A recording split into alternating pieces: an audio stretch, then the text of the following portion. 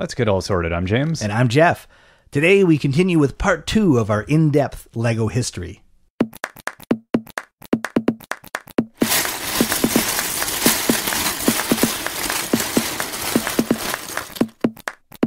As always, if you want to check out links to everything we're talking about today, head over to breakingdads.com. Breakingdads.com. Breakingdads.com. You can leave us comments there or find us on Twitter. I'm at StillSorting. And if you like what we're doing, please let someone else know about our podcast. Spread the word however you can. We would be extremely grateful. Yes, but please, no vandalism. We don't want a giant breakingdads.com spray painted on the side of a bus. We don't? That would be terrible.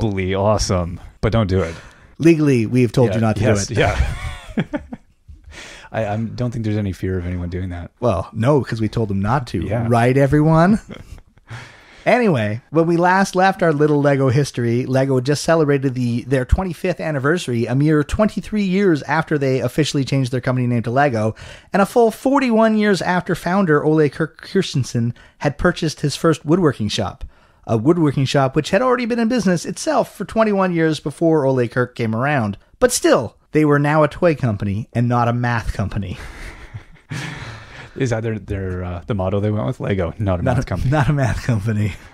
No, fortunately, they were good at math for making toys. They were just bad at math for deciding when anniversaries were. Yeah, it's all good. But what are you going to do? Anyway, sadly, Ole Kirk had just died, leaving his third son, Gottfried, in charge of a growing toy business, and Gottfried was going to do his best to make sure it kept growing. So we are now in late 1957. The LEGO system of play was starting to sell well in several European markets, but Gottfried was beginning to receive complaints about the design and quality of the LEGO bricks. Now, Gottfried took a look at the bricks his father had copied from Hilary Page a decade earlier to see how they could be improved. He designed several different prototypes that interlocked better than the original design and tested them with children in Copenhagen to see which design they liked best. As you could probably gather, the children of Copenhagen preferred the now familiar stud and tube design that allows the bricks to stick together with enough friction to prevent them from falling off one another, but not so much friction that the bricks can't be easily removed when a child wants. LEGO would call this friction force clutch power. Clutch power. Clutch power! And then they would use that for character names and fun jokes throughout the rest of their history. Yeah, you'd have to. The end? Yeah, No. Oh, we're going to get specific now. We're going to get very specific because at 1:58 p.m. Central European Time on January 28, 1958, Gottfried, with the aid of in-house lawyer Ole Nielsen, presented their application to the Danish Patent and Trademark Office in Copenhagen. That was a mouthful of a sentence. That was. But it's nice to see that LEGO got better at bookkeeping, and we have official dates on things. LEGO considers this date to be the birthday of the LEGO brick. They're like, you know what, Jeff? If we're going to be specific, we're going to be really specific. Yes. Well, how many seconds? I'm very upset that they didn't put the seconds in there. Yeah. Next time. Anyway, Gottfried, perhaps remembering what happened to the Kittycraft self-locking building bricks, would later apply for patents in most countries where the brick was sold, eventually being awarded the patent in 33 different countries. Smart man. Yes.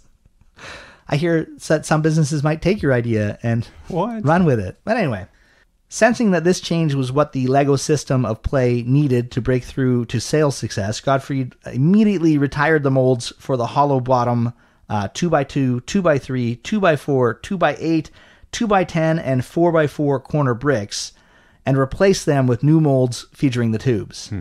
The 1x1, 1x2, 1x6, and 1x8 bricks, which were much more stable even without the tubes, were not changed until the new molds wore out, a process that took several more years. It's those kinds of decisions that say, he's a smart businessman.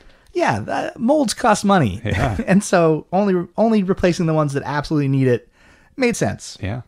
LEGO immediately began promoting the new brick design, even though they produced very few new sets, choosing instead to simply replace the old hollow bricks with the new tube bricks in existing sets.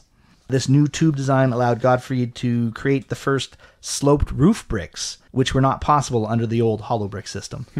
Gottfried also understood that improvements to the LEGO brick were not enough to stimulate sales, but that the marketing and packaging materials needed to improve as well. So he hired Helge Torp as the newly created position of marketing director. I feel like you might have nailed that name. It might be my best one I ever do in the history of this podcast. Although some Danish person is going to say, like, nah, what are you saying? Yeah, not even close. You just said can of tuna in Danish. Yes. Entirely possible. Yes, so that's the newly created position of marketing director. As Lego system sales continued to grow, Lego began to scale back the production of the non-brick plastic toys. And Denmark, Norway, and Sweden were the only places you would find non-brick Lego plastic toys. All new foreign markets would only be offered the Lego system. So they're really starting to focus in. 1958 also saw Lego install the company's first telex and photocopier. Ooh. Now, for you younger listeners out there wondering what a telex is, it's kind of like a fax machine, but it only transmits text. For those of you too young to know what a fax machine is, well, you're on your own. Try Googling it. I think that's what... Go watch an oldie-timey movie. An oldie-timey movie. Yes. In 1959, there was yet another major expansion of the Bieland plant that could increase the production of Lego system parts. By this time, plastic toys accounted for more than twice the revenue of wooden toys, whose sales had remained relatively flat since about 1952, and were now only being sold in Denmark and on a very small scale, Norway. With the name Lego now being so closely associated with the Lego system, Gottfried decided to split the company into two divisions. Plastic toys would be marketed under the name Lego. The wood toys would be marketed under a new name, Bilofix, from the Danish for billions of toys. Gottfried's younger brother, Gerhard, would manage the new division. Splitting the wooden toys off into their own brand wasn't the only corporate change that Gottfried would make in 1959. Up until now, developing a new Lego system had been a pretty informal process where Ole or Gottfried would design a set in their study at home and then test it out on their children or their cousins.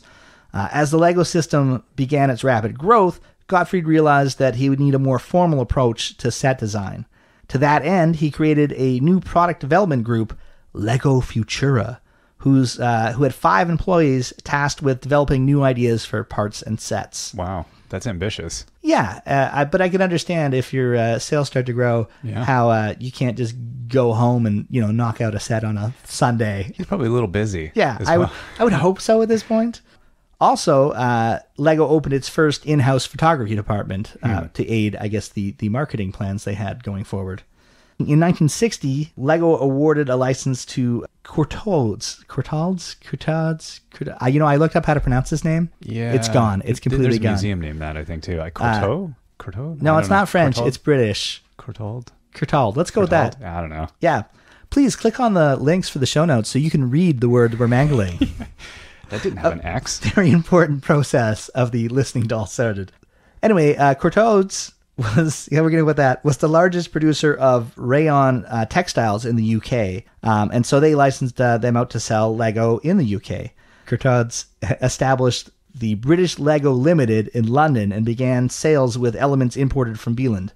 Also in 1960, Lego Finland and Lego Netherlands are established. On February 4th, 1960... You're all ready for this, aren't you? The warehouse in Bieland burned down and destroyed almost the entire inventory of wood toys. I should not laugh. That's horrible. It's absolutely horrible. But once again, they learned a very important lesson.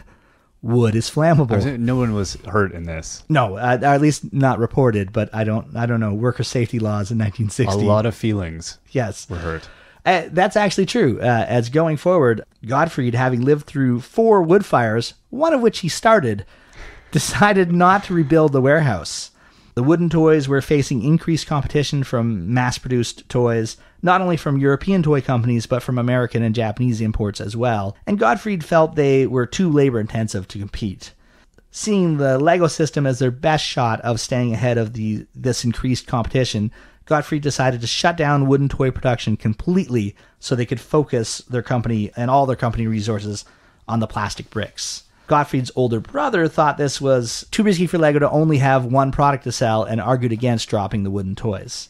The rift between the brothers grew too wide, and in April 1961, Carl George and Gerhard left Lego to start their own companies. Gottfried took this opportunity to buy out his brothers and become the majority shareholder of Lego. Wow. Yeah. And their children forever resent that decision. Hurt feelings for sure. Man. Can you imagine? Like, that's Well, my great uncle. My great uncle was a friend of Steve Jobs, and they started Apple. But he's like, no, nobody would buy a personal computer. So he left, and Steve Jobs bought him out. Yeah, no hard feelings. Oh, Lego begins to improve their packaging. Gone were the old boxes featuring the Kirk Christensen children, as they are replaced by a new box design featuring a gray studded border and an image of children playing with their Lego creations. These same photos are used in all of Lego's boxes, idea books, and ads, creating a unified look across all Lego marketing. This is the beginning of Lego's aggressive advertising and marketing. Lego developed the philosophy of out-advertising and out-marketing the competition. This plan would make Lego an expensive toy, as advertising and marketing accounts for around 20% of the cost of a Lego set. so that 1960s, the Mad Men era of advertising got to them. They saw it. Absolutely. Yes. I believe this. And they did it without the cigarette smoke and alcohol, I'm sure. Yeah, I'm sure. Yeah. Yes. Yeah. A lot more pickled herring, though. Is that... That's a party. Yes. It's a recipe for a party. By this point, Lego had grown to 450 employees. Wow. So up from the 140 that Gottfried had inherited from his father. In 1961, Lego signs a 99-year agreement with the Schotter brothers, makers of Samsonite luggage, for exclusive North American Lego distribution rights. 99-year agreement. That never seems like a mistake, right? I know. That's foresight. Yes. Yeah. That's planning. Samsonite began producing Lego bricks in their existing Stratford, Ontario plant and imported the specialty pieces such as the trees and HO vehicles from Beeland. The sets were marketed under the name Lego by Samsonite. I'm wondering at that point, how long had Samsonite been around? A long time. They started as a truck company, Yeah. and then they shifted into, they figured out how to do the pretty pictures on plastic, and that's how the Samsonite luggage became popular. And what do you call that? they were Thermal still the Schotter brothers company when they signed the agreement with Lego, but had years earlier switched over to marketing everything under the Samsonite brand. So I guess Lego saw we need a North American partner who's stable and has been around and knows what they're doing. Yeah. And I think the fact they were a family business whose one of the sons of the founder was running So it's probably relatable. played a part.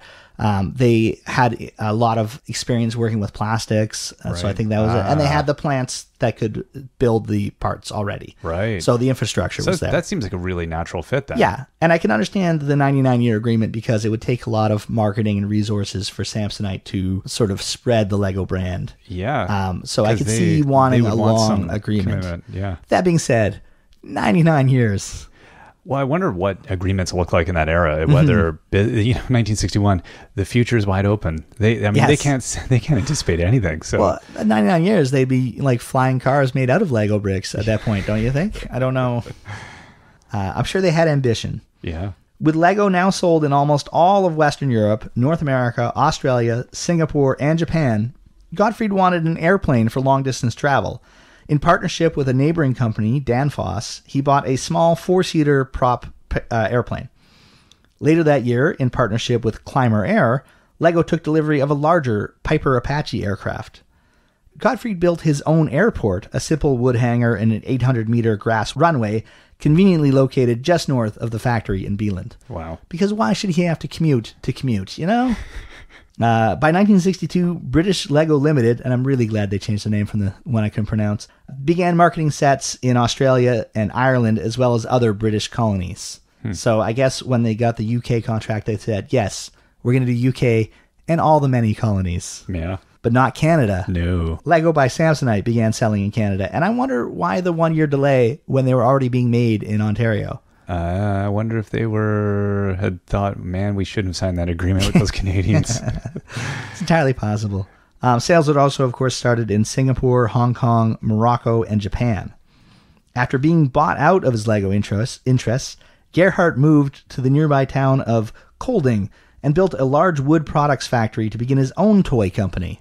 His goal is to turn the Billowfix toys that were canceled by Lego into a successful toy system. Fortunately, the relationship between the brothers was still good after the Lego buyout, and even though the Billowfix trademarks were registered and maintained by Interlego AG, Gottfried allowed Gerhardt to use them in his new business. So it wasn't just a history of spite. No, between them. thankfully. Thankfully. Yeah. And the plastic components Billifix needed were still made at the Lego factory in Bieland during these first few early years. The first Lego system wheel is released in 1962. Lego Futura had been developing the wheel at Axle Systems since 1961. This allowed children to begin making models that moved and opened up the Lego system to entirely new forms of building. Lego hires Swiss engineer Hans Schiech, that's totally right, to create a process development lab in Bieland. In 1963, British Lego Limited sets up a new headquarters and factory in Wrexham, Wales, and begins manufacturing their own Lego sets in the UK. After numerous experiments, the Process Development Lab decides to begin making Lego bricks from ABS instead of the cellulose acetate they'd been using since 1947. ABS is a relatively inexpensive, easy to work with plastic that provides very tight tolerances and is much more color fast and stable and impact resistant than cellulose acetate. Over the next several years, cellulose acetate is completely phased out. In North America, however, Samsonite continued to market cellulose acetate elements in certain colors, most notably yellow, until 1970. So why? I wonder why. Because they were making their own bricks, they had their own plastic suppliers. I wonder if they had agreements in line that they were perhaps maybe they're using a lot of cellulose acetate in the other. Maybe they're using the old cellulose. Nope, forget it. It's gone. My tongue has gone on strike for that word. They're using the old plastic probably in a lot of their existing products. That's you got it. That's it. You just got to say things like this guy, that guy. Yeah. And then the other guy. And then this stuff was started being sold in Austria as Lego Austria is established. Interlego AG is established in Switzerland, so they've got marketing and production facilities there. The Bieland Airport is officially inaugurated as a public airport on November 1st, 1964, with Scandinavian Airlines offering twice daily service between Bieland and Kastrup. Initially, the airport consisted of a 1,600-meter runway, an apron, a control tower, and the existing Lego hangar. Lego produces the first modern instructions in 1964. The new format, developed by Lego Futura and the graphics department, consists of elements laid out in a 30-degree isometric view. Starting with a few elements as the base, parts are added in a stepwise fashion. By comparing one step to the next, children can see what elements were needed to be added and where they should be placed. The new format was so concise that written directions were unnecessary and could be used by children in any country. It was a major breakthrough for the company. Over time, this format has been imitated by virtually every construction toy manufacturer. And just about every company, period. Yeah. Like that beautiful isometric view is what? Yes, it's so clean. The next time you put together your IKEA furniture, you can thank Lego Futura and the graphics department of 1964 Lego for going, hey, maybe there's a better way to show people how to do this. That year, Gottfried formalizes his 10 product characteristics for Lego and presents the list to every Lego employee.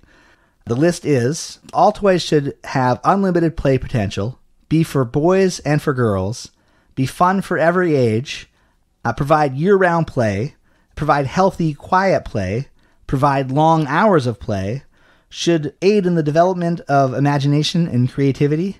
The more Lego, the greater the value. Extra sets available, and quality in every detail.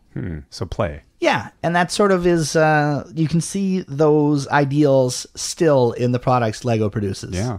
Lego bricks are exhibited at the Danish Pavilion at the 1964 New York World's Fair. Lego has its first sales in the Middle East, Lebanon. Production plant Lego, Werkzeugbau GmbH in Honnewitzstedt, Germany opens. That was pretty good. Nailed it. They're like, what? Those were words, I promise you, those listening along. In 1964, Gerhard expanded the Kolding Billofix factory. At its peak in the mid-1960s, the factory is producing 40,000 blocks and 150,000 beams a day on 6 automated machines and is processing 10,000 birch trees a year. Wow. So Gerhard did okay in the end. In 1965, Samsonite opened a second North American Lego plant in Loveland, Colorado. By now, Samsonite was marketing an almost completely different assortment than Lego in Europe. The new assortment included sets much larger than those that were on sale in Europe. 1965 also saw the first Lego sales in Spain, and Lego itself had now grown to more than 600 employees at the plant in Billund. Man. So just rapid growth in this area. We're not even 10 years out from Lego founder Ole Kirk dying and his son taking over. Wow. By 1966, Lego is molding 706 million pieces a year. Lego now offers 57 sets and 25 different vehicles, and it's sold in more than 42 countries.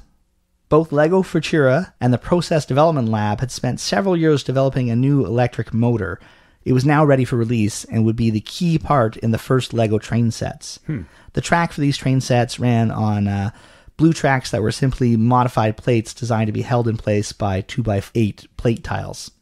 The new passenger terminal at the Billund Airport was also completed in 1966.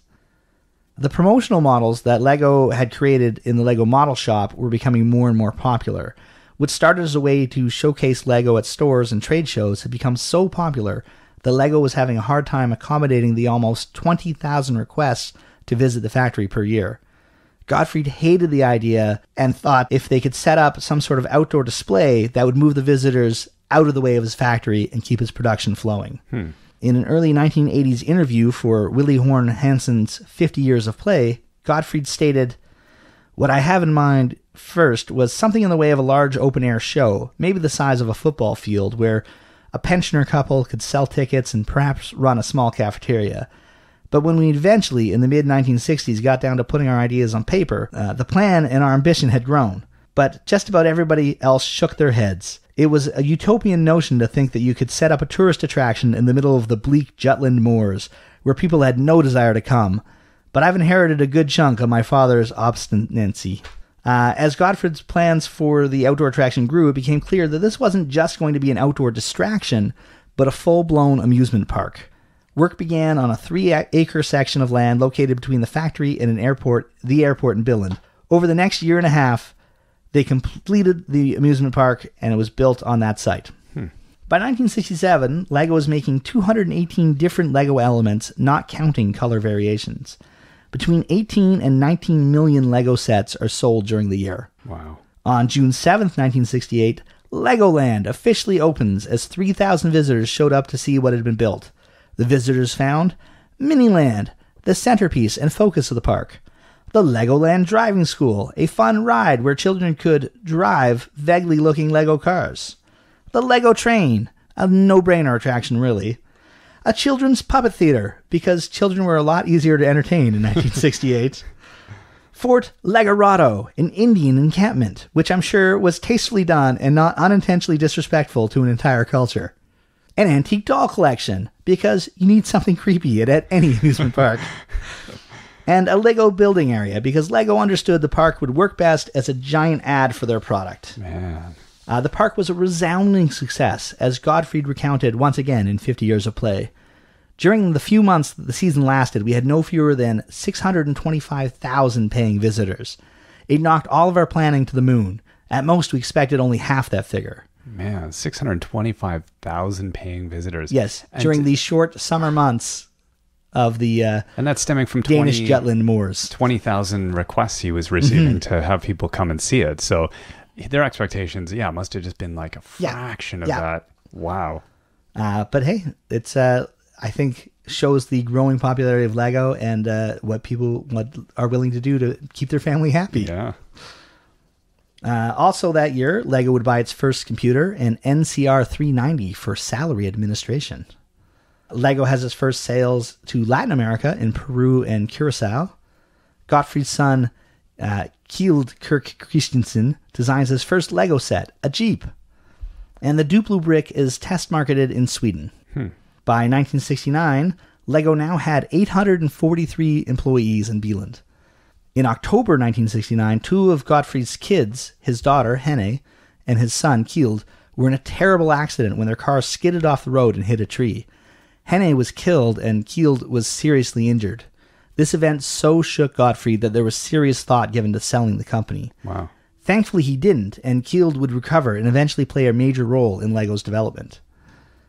By the late 1960s, the Samsonite catalog sets were as large as 1,200 pieces. LEGO felt these sets, at the low price per brick, were devaluing the LEGO brand. Samsonite was hitting annual LEGO sales of about $4 to $8 million US, numbers far below what LEGO was seeing in Europe. Gottfried realized that LEGO could now manage the North American market and didn't want to wait the 90 or so years they had left on the original license, and started the process to revoke the agreement. Samsonite responded by drastically scaling back their retail assortment. Still, rapid growth continues in 1970 as LEGO jumps to almost 1,000 employees in Billund, and LEGO receives their first prototype adding machine. In 1971, LEGO opens a new molding factory in Holmskavej, Denmark. The Billund Airport runway is lengthened to 3,100 meters so larger aircraft can land. In 1972, the rights for U.S. production and distribution revert back to LEGO. As part of this agreement, Samsonite continued to market sets in Canada until 1986, and LEGO paid royalties to Samsonite until 1989. The final 1972 catalog shows just 8 different sets, all packaged in simple square boxes that emphasized the Samsonite rather than LEGO brand. Their considerable remaining inventory was liquidated in the form of ever larger sets, including catalog sets, which by this time were as large as 1,300 pieces, and were sold as late as 1974. Wow. By now, 1.8 billion LEGO bricks and other elements have been produced. They must have been thinking, can we possibly get bigger? Well, I think they saw the success they were having in Europe, and they saw all the money flowing around in North America, and thought, yeah, we can. Man. Also, in 1972, LEGO had their first sales in the Czech Republic. 1973 sees LEGO USA established in Brookfield, Connecticut, and they had their first sales to Eastern Europe, Hungary. LEGO Portugal is established, and Legoland Siekersdorf opens near Lübeck, Germany. 1974, Jorgen Kirk Christensen, Kjeld's son, who appeared on the original System iLeg boxes, calculated that 6 2x4 bricks could be combined in no less than 102,981,500 different ways. LEGO Spain is established. LEGO Overseas AS is established. LEGO Futura APS is established.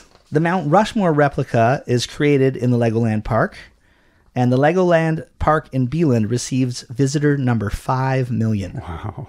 In 1975, LEGO USA moves from Brookfield to Enfield, Connecticut. The LEGO Group now has 2,500 employees worldwide. LEGO Portugal is established. LEGO adopts English as the official corporate language, and the first set to include Legoland minifigures was released, set number 693, Fire Engine with Fireman. 1977 sees the third generation, Kjeld Kirk Christensen, join the LEGO Group management. LEGO Australia is established. The Duplo factory in Billund becomes an independent unit of the LEGO Group. And then 1978, a big year for LEGO, as they introduced the iconic LEGO minifigure. Kjeld Kirk Christensen splits production into product ranges and lines. This leads to the development of the classic LEGO space, town, and castle themes. The Duplo Rabbit logo appears. LEGO Japan is established. And LEGO buys their first fax machine, which I'm sure our younger listeners have already Googled and know exactly what it is. Well, they just know that was the most important piece of news for 1978. That's right. Duplo Rabbit, Lego Space Town, Castle. Yeah, nobody whatever. cares about that. Fax machine. Tell me more. Yes. Data and images transmitted over the phone lines. What? That's just craziness. And then, in 1979, Kjeld Kirk Christensen is appointed President and Chief Executive Office of Interlego AS. He's now the third generation to be appointed to the head of LEGO. His father left the company in very good shape for him, growing the firm from 140 local employees to an international firm with more than 2,500 employees worldwide. LEGO had sold well over the years, with a 1980 survey finding that 70% of all Western European families with kids under 14 have LEGO bricks in their home. And embedded well into their feet.